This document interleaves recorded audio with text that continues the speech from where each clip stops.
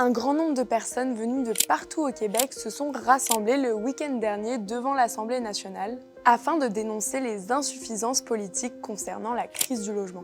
Organisé par le Front d'action populaire en réaménagement urbain, l'événement prévoyait que les manifestants campent dans le parc de l'Amérique française sur la colline parlementaire. Mais le service de police de la Ville de Québec en a décidé autrement.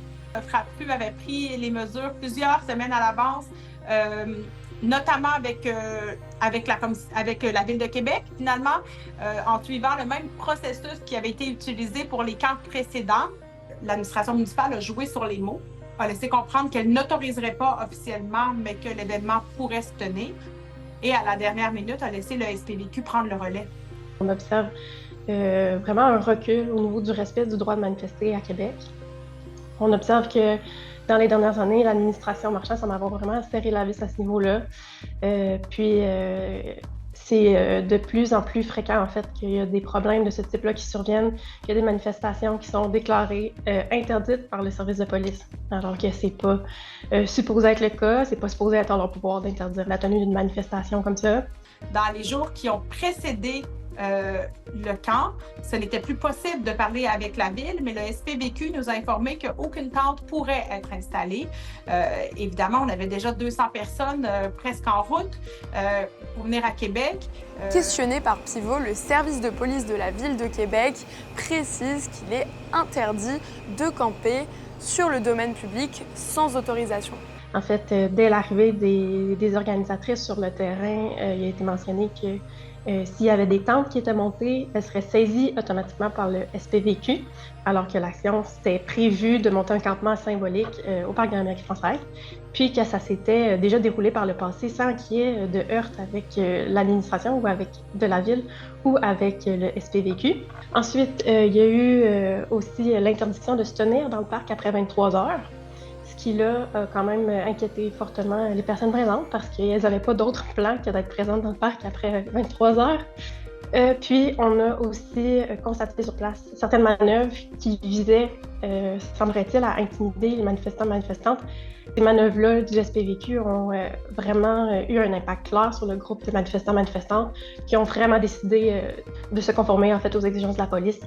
La Ligue des droits et libertés rapporte aussi qu'une cinquantaine d'agents étaient visibles au parc de l'Amérique française pour encadrer un groupe de tout au plus 200 personnes assis qui tenaient une assemblée en toute tranquillité. Au-delà du campement annulé, une vigile s'est quand même tenue le soir devant l'assemblée, puis des ateliers d'éducation populaire, un spectacle a eu lieu la journée, sans oublier la manifestation du dimanche, qui par ailleurs serait l'une des plus importantes de toute l'histoire du FRAPRU, réunissant plus de 1300 personnes selon la porte-parole. Où on a déposé, remis finalement face à l'Assemblée nationale une clé géante qui symbolisait finalement le message porté par cette fin de semaine de mobilisation, c'est-à-dire la clé à la crise du logement, la clé pour se sortir de cette crise, c'est le logement social. Le droit de manifester, c'est un droit qui est protégé par les chartes canadiennes puis québécoises.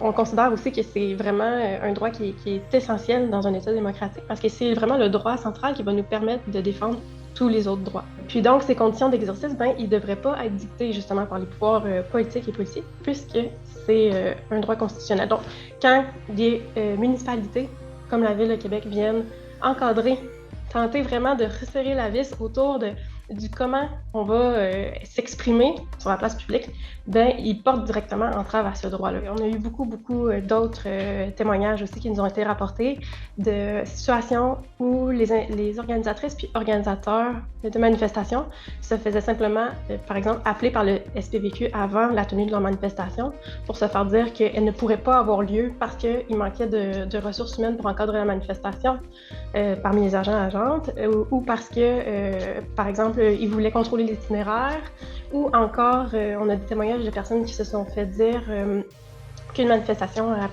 de seulement 50 personnes ne pouvait pas avoir lieu, alors que toutes ces choses-là, c'est pas des choses qui se trouvent dans les règlements municipaux, puis c'est pas des choses non plus qui devraient être un prétexte pour limiter la liberté d'expression, le droit de manifester.